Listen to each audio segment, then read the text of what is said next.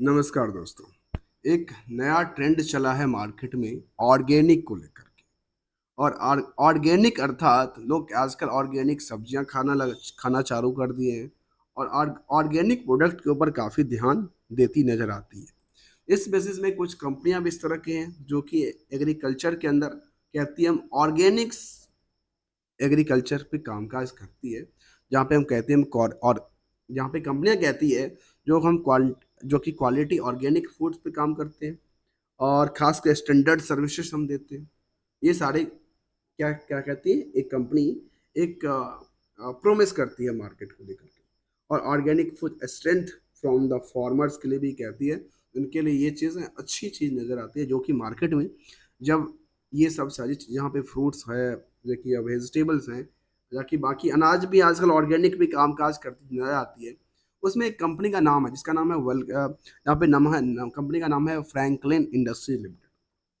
आज इसके बारे में थोड़ा सा चर्चा करते हैं, क्योंकि एक एग्रीकल्चर पे कामकाज करने वाली कंपनियां जैसे यहाँ पे देखने को क्या मिलती है, एग्रीकल्चर पे कामकाज करती है और इसमें और कुछ बिजनेस के बारे में नहीं कहती है जो हम और क्या बिजनेस करते हैं।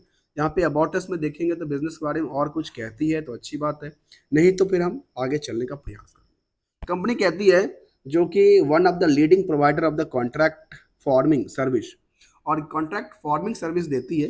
अर्थात आपको पता है जिसमें कॉन्ट्रैक्ट फार्मिंग में क्या क्या आती है। यदि नहीं जानते होंगे तो एक बार मेरी आप कमेंट करके बताना, मैं आपको अगले एक वीडियो लेके आऊँगा जहाँ पे कॉन्टैक्ट फार्मर के बारे पर बात करने वाले हैं। कहती है fostering the sustainable agriculture practices while ensuring profitability to the both farmers and the company. एक फार्मर एक कंपनी के बीच में क्या करती है, एक बीच का मीडिएटर का काम करती है। कहती है our business model involves rounding forging mutual beneficiary agreement between the farmer and the company wherein the farmer cultivates specific crops according to the requirement of the company under contractual obligations। अर्थात ये company सीधे सीधे ये कहती नजर आई तो हमारा काम क्या है, जो एक कंपनी को ऑर्गेनिक फूड चाहिए तो हम फार्मर के साथ कांटेक्ट करते हैं, उससे एग्रीमेंट करते हैं और उनको जो सर्विसेज प्रोवाइड होती है वो हम प्रोवाइड करती हैं और इस तरह की सर्विस हम देते हैं।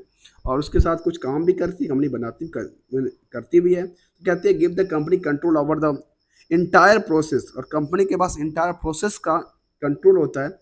Getting the agriculture product a better rate as compare to the market, और बेटर रेट देने का प्रयास करती रहती है कंपनी। ये कहती है, इसकी दावा इसकी कंपनी की अबाउटस में है, मैं ऐसा नहीं कह रहा हूँ, ये आप अबाउटस में देखने को मिलती है। इस कंपनी के बारे में चर्चा क्यों करने वाले, क्योंकि चेयर कंपनी का जो एक सिंपल सी लॉजिक को समझने के लिए होता है ना, लोग कहते हैं यार छोटा सा स्टॉक 5-7 रुपये 10 रुपये का मिल जाए और उसको 5-10 रुपये रख दूंगा तो 5 रुपये से लेकर 25 रुपये 30 रुपये तो दे ही देगा।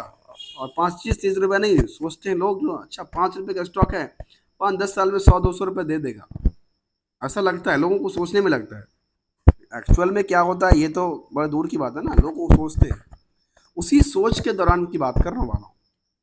और सोच के दौरान क्या बात करने वाला हूँ, इस स्टॉक में देखने को ये मिलती है, जो नियरली क्या मिलती है स्टॉक में ये देखने को मिली, जो करंट प्राइस कितना है 5 रुपये का। मैंने क्या कहा, जो 5-6 रुपये का स्टॉक है 5-10 साल में 100-200 रुपये तो हो जाएगा, ऐसा लगता है लोगों को। अब एक तरफ और डालते हैं क्योंकि हमारी नज़र कहीं और जा रही है, नज़र ये जा रही है कंपनी की कहती है जो हम क्या करते हैं, wholesale trading agriculture commodity and jewellery. अब इन दोनों का मुझे कॉम्बिनेशन समझ नहीं आता, एग्रीकल्चर और ज्वेलरी का कॉम्बिनेशन समझ नहीं आता, क्योंकि ये एग्रीकल्चर और ज्वेलरी सेल करती है, ट्रेडिंग करती है होलसेल के अंदर। अर्थात कंपनी अलग अलग बिजनेस तो कर सकती है, कोई बात नहीं है, कंपनी 100 हज़ारों तरह के बिजनेस कर सकती है, उसमें कोई इशू नहीं। अब उसकी इशू पता है क्या है, इशू ये है जो मुझे समझ में आता है, इशू ये है तो आप इंडस्ट्री को कैसे डिफाइन कर सकते हो और जो वैल्यूशंस हैं पोटेंशियल इसके लोग प्राइस टू अर्निंग को लेकर के उसको कैसे डिफाइन कर सकते हैं, क्योंकि इसके बेसिस पे कहती है जो इंडस्ट्रियल की जो पी है वो 35 है, 36 मान लेते हैं, और स्टॉक की पी कितना है 7.17। अर्थात ये इंडस्ट्रियल की पी से इसका जो पी है काफ़ी कम है। अर्थात ये वैल्यूशन जो अभी भी 5 रुपये के आसपास है, कितना गुना बढ़ना है यदि इसके रेशियो से हिसाब देखा जाए तो 7 पंचे 35, 5 गुना 5 टाइम्स, और ये 5 रुपए की प्राइस है तो 5 गुना कितना होता है, तो नियरली देखने को मिलता है कि 25 रुपए तो बढ़ना चाहिए। ऐसा किसके हिसाब से कहती है, ये प्राइस टू अर्निंग को इंडस्ट्रियल बेनिफिशियल के हिसाब से कहती है। क्या ऐसा लगता है? चलते हैं। सबसे पहले मैं इसको काटता हूँ, क्योंकि ये जो प्राइस है ना, ये मार्केट की दी गई प्राइस है, जो एक आम इन्वेस्टर ट्रेडर इसको देता है मार्केट के लिए। मार्केट में किस चीज़ के लिए देता है, चाहे वो फंडामेंटल बेसिस को लेकर देता हो, शॉर्ट टर्म टेक्निकल को लेकर देता हो, और एक सबसे शॉर्ट टर्म में होता है सेंटीमेंटल। सेंटीमेंटल मार्केट में ऐसे न्यूज, मार्केट की ऐसे पोटेंशियल्स, मार्केट को ऐसी पॉलिसीज को लेकर के, मार्केट में कहीं मार्केट में जो भी कुछ ऐसा इफेक्टेड करने वाला है उसको लेकर के, या फिर इम्पैक्ट करने वाला है उससे लेकर के कामकाज करते हैं, उसको कहते हैं सेंटीमेंटल। सेंटीमेंटल बेसिस पे देखा जाए तो उसको मार्केट प्राइस कहते हैं। पहले देखते हैं फंडामेंटल में क्या कहते हैं। बुक वैल्यू कहती है 1 रुपये का, और फेस वैल्यू भी 1 रुपये का है, अर्थात इन दोनों में कोई बात बनती नहीं है, मतलब आसपास सी नजर आती है। अब इसके बाद कहती है इंट्रेंसिक वैल्यू। इंट्रेंसिक वैल्यू पता है क्या ना, एसेट्स वैल्यूएशन की बात करते हैं। इंट्रेंसिक वैल्यू कहती है 8 रुपीज़ का। अब यदि इससे कंपेयर करके देखें तो क्या लगता है, अच्छा इससे कंपेयर तो मतलब अर्थात जो है ना, कंपनी अभी भी क्या है, अंडर वेटेज है। अंडर वेटेज है मतलब वेट तो बढ़ेगा ऐसा लगता है। और यहाँ पे क्या बात हुआ, जब प्रमोटर सबके सब होल्डिंग बेच के निकल गए, ऐसा क्या हुआ, ऐसा कुछ बात, तो उसको भी चर्चा करते हैं। यह चर्चा करते हैं अर्निंग पर शेयर कहते हैं करीब 72 पैसे के आसपास। और जो रेशियो है, रेशियो क्या है, डेट सिक्योरिटी रेशियो, ये कहते हैं 0.02। करंट रेशियो कहती है 2.08, जो कि करंट एसेट्स और करंट लायबिलिटी के बेसिस पे रेशियो निकालते हैं। आरओसी कहती है 120, और यदि आरओसी और आरओई के बेस लेके देखा जाए स्टॉक की, तो लगता है अच्छा यहाँ पे तो काफ़ी बड़ा मोमेंटल है। 120% का आरओसी मिल रहा है, और आरओई मिल रहा है करीब 112% का, और डिविडेंड का तो कोई पार्ट रहा नहीं इसमें, यदि इन दोनों को बेस लेके चले तो। चलते हैं आगे, और इनके बारे में हम चर्चा कर ही लिए पोटेंशियल पी की तरफ। इसमें निकल के आती है लास्ट, और नंबर ऑफ शेयर कितना है, 14 करोड़, और 14 करोड़ को इसको करते हैं, निकलती है 75 करोड़ के आसपास की मार्केट का।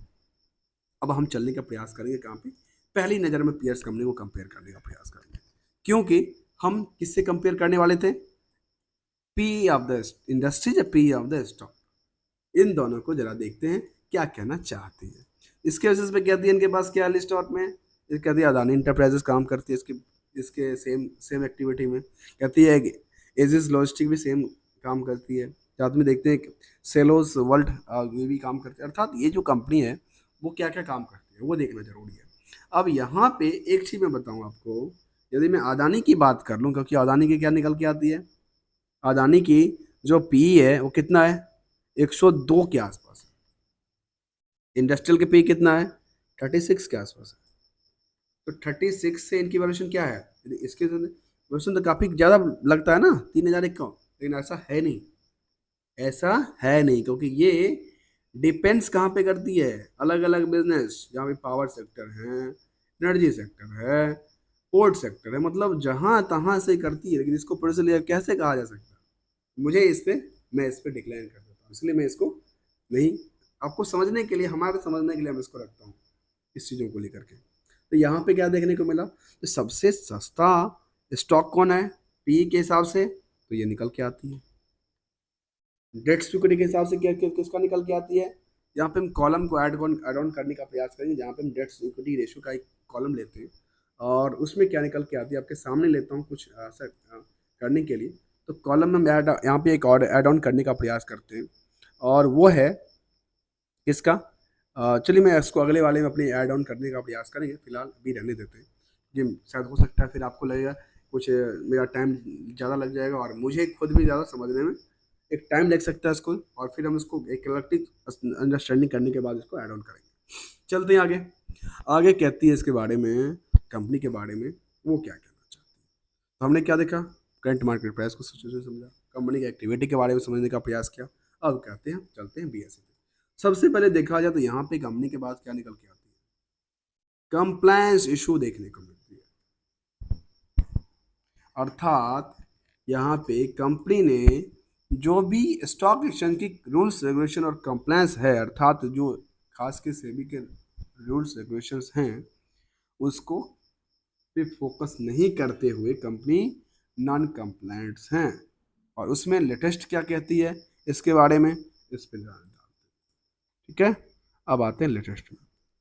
और पोलिटिकल कॉल ऑप्शन के हिसाब से है यहाँ प्राइस, और वो ₹5.19 के आसपास बनती है। ESM स्टेज 2 में निकल के आती है।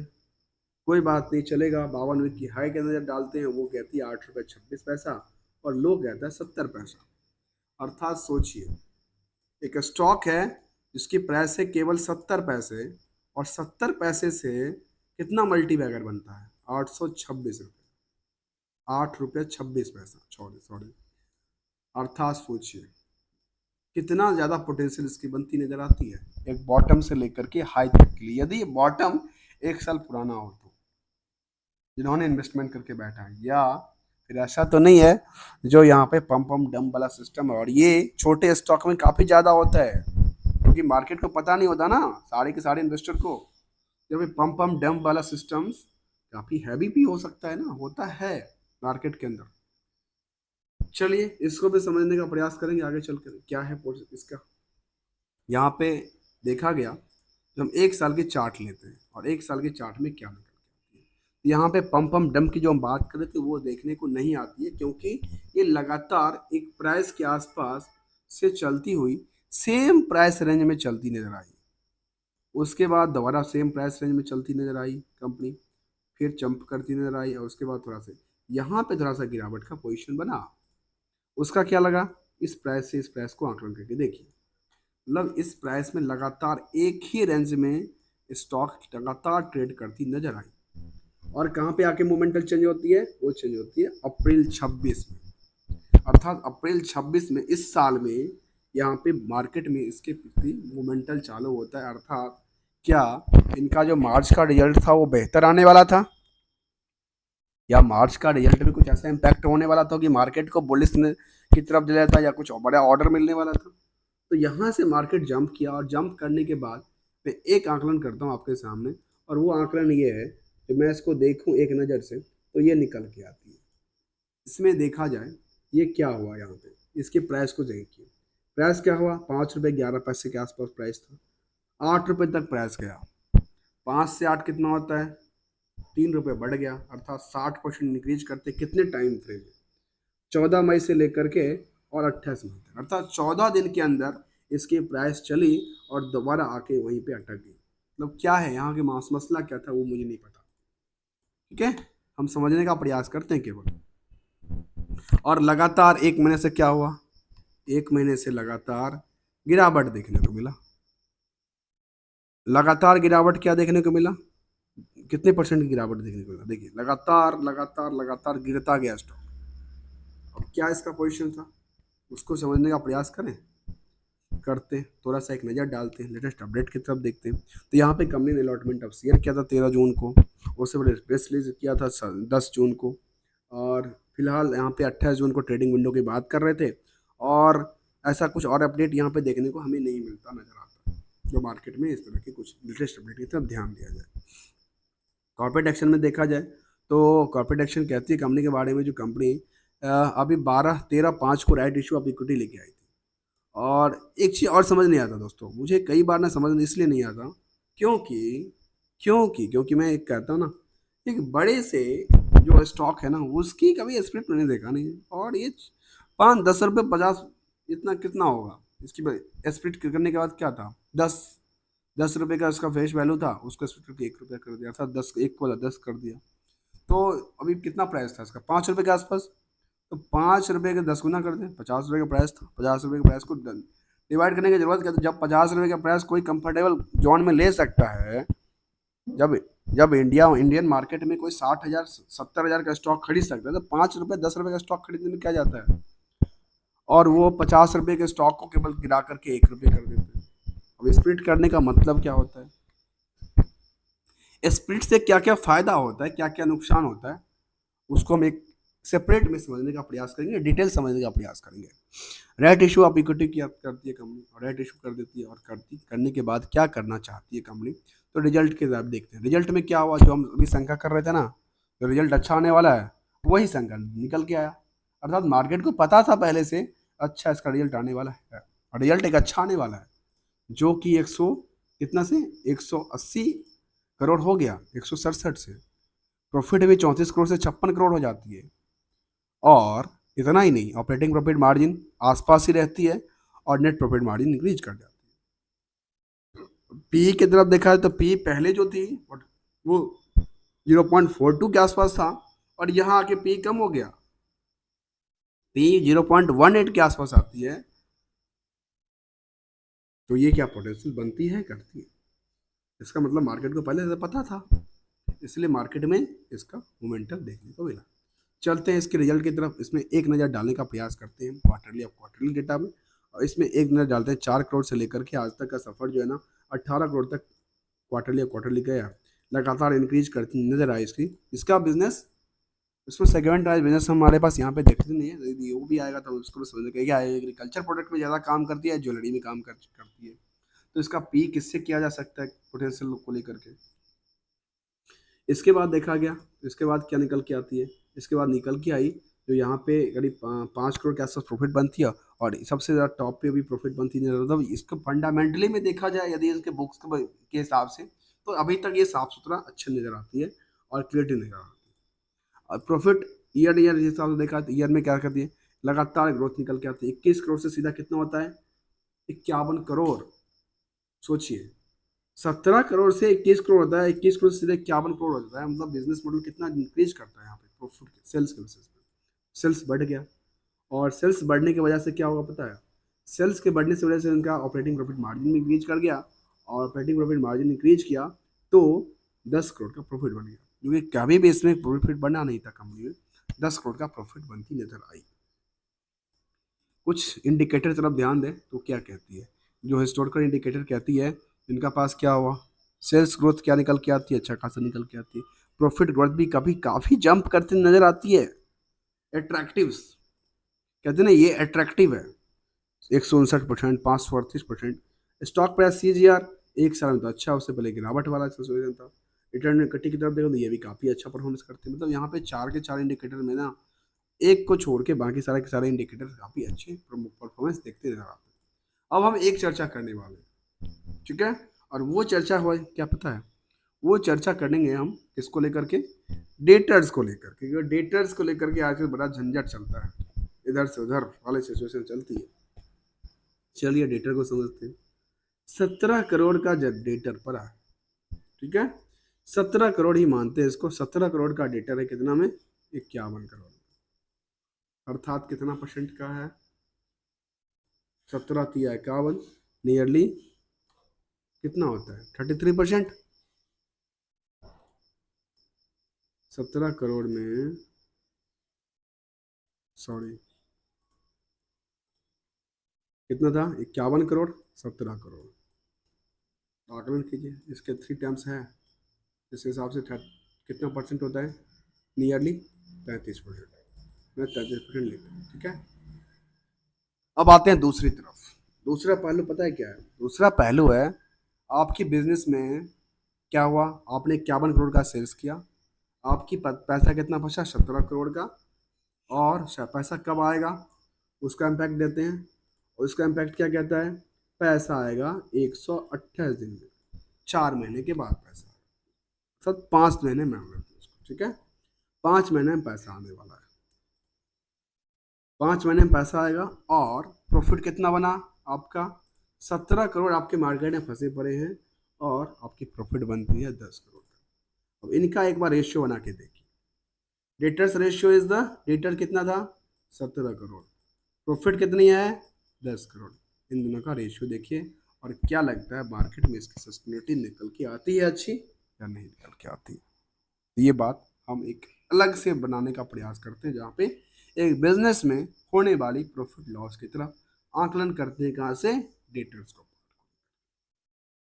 और कुछ टॉपिक तो होता है लेकिन बड़ा लंबा हो जाता है उसको समझने के लिए, जहाँ पे कंपनी के इन्वेस्टमेंट को पार्ट को लगातार ट्रैक करना होता है, तो कंपनी के इन्वेस्टमेंट पार्ट कुछ है नहीं।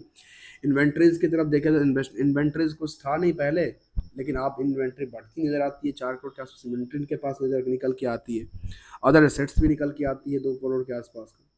क्योंकि कभी पहले देखने को रिजर्व एंड सरप्लस भी देखने को जब कभी कभी कुछ था नहीं, 11 करोड़ के आसपास रिजर्व एंड सरप्लस आ जाती है। तो प्रॉफिट कितना था इनका, 10 करोड़ के आसपास, नियरली 10 करोड़ के, यहाँ पे 11 करोड़ का रिजर्व एंड सरप्लस बनती नजर आती है। ठीक है, फिक्स एसेट्स कुछ है नहीं कंपनी, मतलब कंपनी में ऐसा फिक्स एसेट्स नहीं है कुछ। यहाँ पे कंपनी ने एक ऐसा कहा जा सकता है ना, कंपनी कुछ लैंड जमीन लैंड और बिल्डिंग्स नहीं है कंपनी के पास कुछ भी ऐसा। इन्वेस्टमेंट में देखा गया तो क्या, इन्वेस्टमेंट में कुछ भी नहीं है कंपनी के पास।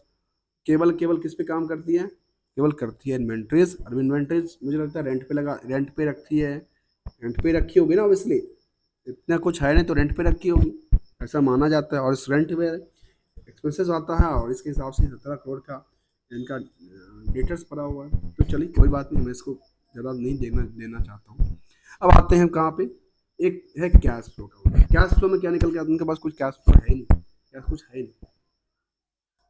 अब आते हैं कहाँ पे, अब आते हैं, एक टेबल था, टेबल के बाद जहाँ पे कंपनी टेबल कितना 18 देना पड़ता था, कोई बात नहीं, चलते हैं इन्वेस्टमेंट पार्ट में। इन्वेस्टमेंट पार्ट में कहते हैं कंपनी के पास कोई भी ऐसा DRFI नहीं देखने को मिलती है। अर्थात है कौन इसके अंदर, इसके अंदर देखा गया तो अभी हम इसको देखें डेटा, 99%, 99.8% की होल्डिंग है उसमें। एक है श्वेता देवी मेवारा, दूसरा नाम है मुमल मे देवी मवाला मेवारा, और फिर एक है रस सप्लायर प्राइवेट लिमिटेड। कुछ नाम्स मेरे बड़े निकल के आती हैं यहाँ पे, बड़े ढेर सारा बहुत लंबा सा लिस्ट है। और ये लिस्ट ऐसा क्या है, जो लिस्ट मुझे लगता है कि इनके प्रोमोटर्स भी इसके बीच में हो सकते हैं। तो क्या क्या कब नहीं कब इसमें क्या कब शेयर होल्डिंग पैटर्न को लेकर, तो शेयर होल्डिंग के पैटर्न में देखा गया 17 में इसके पास होल्डिंग था इस कंपनी में 2% के आसपास की, 2.5% के आसपास की। लेकिन उसके बाद भी 2.5% जो प्रोमोटर होल्डिंग थी ना, वो भी बेच के निकल गए। यहाँ पे कोई भी DI था नहीं, कोई FI था नहीं, और ये सब के सब बेच के निकल गए। और सब के सब मुझे लगता है बेच के तो निकल गए, ऑब्वियसली कहीं ना कहीं अपनी पोजिशन लेके बैठे होंगे, क्योंकि मार्केट में जो प्राइस मोमेंटल हुआ किस वजह से हुआ, रिजल्ट को लेकर के कोई पता तो होना चाहिए था, किसी ने किसी को पता था, इसलिए तो मार्केट में क्या हुआ, प्राइस मोमेंटल हुआ।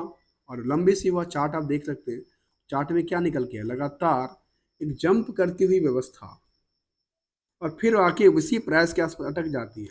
इस प्राइस पे कभी टॉप हुआ करता था, और इस हिसाब से यदि मार्केट लगातार स्लिप करती रही, फिलहाल मुझे लगता है इसको इसको टच करने में बहुत टाइम नहीं लगेगा, थोड़े से टाइम में इसको टच करता नजर आ सकता है। चलिए दोस्तों, इसको समझने का प्रयास किया हमने, और इसको कुछ और तरफ देखा जाए तो हमने कैंडल चार्ट में देखा, तो कैंडल चार्ट क्या लगातार इसमें क्या निकल गया थी, लगातार इसमें गिरावट गिरावट गिरावट गिरावट देखने को मिलती नजर आती है। ये था स्टॉक, इसका नाम था, कब काम कर दिया ऑर्गेनिक के ऊपर, फ्लैंकलिन इंडस्ट्रीज के नाम पे कामकाज करती है। अब देखते हैं इसकी परफॉर्मेंस क्या है। इसकी स्टॉक की परफॉर्मेंस एज ऑन BSE के डेटा के बेसिस पे कहती है, जो परफॉर्मेंस 5 साल में 500% नियरली, 3 साल में 366 666, 1 साल में 620% का जंप। अर्थात ये स्टॉक यदि रैली की बात करें पिछले कुछ पोर्टफोलियो टाइम फ्रेम के हिसाब से, तो अच्छी खासी जंप है। स्टॉक चालू कहाँ से हुआ था, स्टॉक चालू हुआ था मुझे लगता है कितने पैसे, नियरली 17 में चालू हुआ था 1 रुपये के आसपास। इसको देखा है तो 1 रुपये से बढ़ती हुई आज भी ये 5 रुपये पे है, तो अर्थात 500% 600% का जंप तो है ही ना। लेकिन जो ट्रेंडिंग बनती नजर आती है, यहाँ पे लगातार यहाँ पे बिकवाली का प्रेशर बनती नजर आती है, जिस हिसाब से चली थी उस हिसाब से बिकवाली चलता नजर आता है। तो मुझे लगता है ऐसा, जिसमें बहुत दूर नहीं, जब ये किसके आसपास, वो नियरली इसके आसपास खड़ी हो सकती है, इस प्राइस के आसपास, कहाँ पे, नियरली 3 रुपये के आसपास आके खड़ी हो सकती है, इसी हिसाब से चलता है। दोस्तों, हम बात कर रहे थे आज फ्रैंकलिन के बारे में, और इसके पेयर्स को चर्चा करने के लिए हम देखें तो यहाँ पे इसकी आती है रेंगटिस, लिंक्स एंड सोनस आती है, जिसको कंपेयर नहीं किया जा सकता, क्योंकि इसके वैल्यूएशन के हिसाब से ना सेल्स से किया जा सकता है, ना बाकी सेल्स में हिसाब से देखा जाए तो सेल्स में 2-3 कंपनी को कंपेयर किया जा सकता है। जहाँ पे इसका फेस वैल्यू के हिसाब से देखें तो नहीं निकल के नहीं आता, प्रॉफिट आफ्टर टैक्स देखा तो 5 करोड़ के आसपास निकल के आती है, यहाँ पे निकल के नहीं आती है। तो ये ओवरऑल हमने समझने का प्रयास किया। दोस्तों, वीडियो अच्छा लगा तो लाइक से सब्सक्राइब करना ना भूलना। Thank you so much for joining here.